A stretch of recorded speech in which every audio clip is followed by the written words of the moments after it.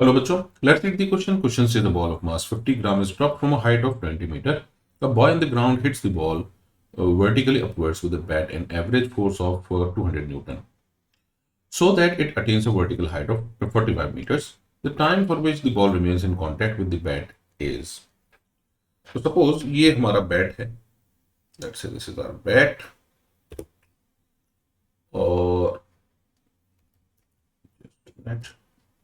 ये हो गया हमारे बैट का हैंडल. ऑलराइट.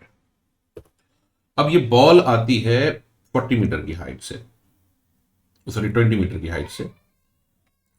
तो 20 मीटर की हाइट से बॉल आती है, बॉल को हिट किया जाता है, then ball goes back upwards to a greater height of 45 metre. तो स्ट्राइकिंग के वक्त की सबसे पहले हम स्पीड कैलकुलेट करेंगे जिसका डायरेक्शन है downward.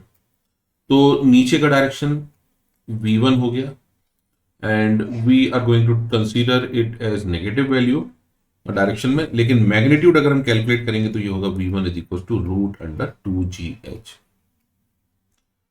Which is equal to root under 2 into 10 into 20.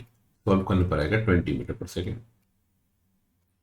इसका मतलब v1 की वैल्यू यानी डाउनवर्ड डायरेक्शन है तो ये होगा -20 मीटर पर सेकेंड. अब स्ट्राइक करने के बाद बॉल जाती है 45 मीटर तक, यानी ये हो जाएगी v2 सेकेंड हाइट और सेकेंड स्पीड. इससे जाएगी 45 मीटर की हाइट तक, तो v2 इज इक्वल टू हो जाएगा root under 2 into 10 into 45 that is equal to 30 metre per second. तो ये वेलोसिटी हो जाएगी पॉजिटिव, तो v2 is equal to plus 30 metre per second. तो चेंज इन वेलोसिटी हमारा आ गया delta v is equal to v2 minus v1 which is equals to 30 minus 20 which is equals to 50 metre per second. This is the change in velocity. Object पर force लग रहा है 200 Newton का. तो 200 Newton का फोर्स मतलब force is equal to होता है mass into acceleration that is change in velocity upon time.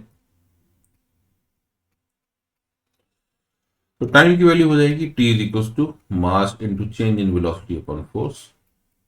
मास की वैल्यू दे रखी 50 ग्राम, तो 50 into 10⁻³ multiplied by change in velocity is 50 divided by force की वैल्यू है 200 न्यूटन.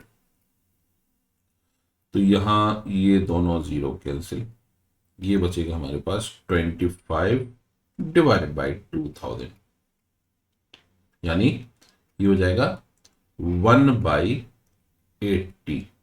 तो टाइम हो जाएगा 1/80th of the second which is option 3. I hope you understood the solution. Thank you.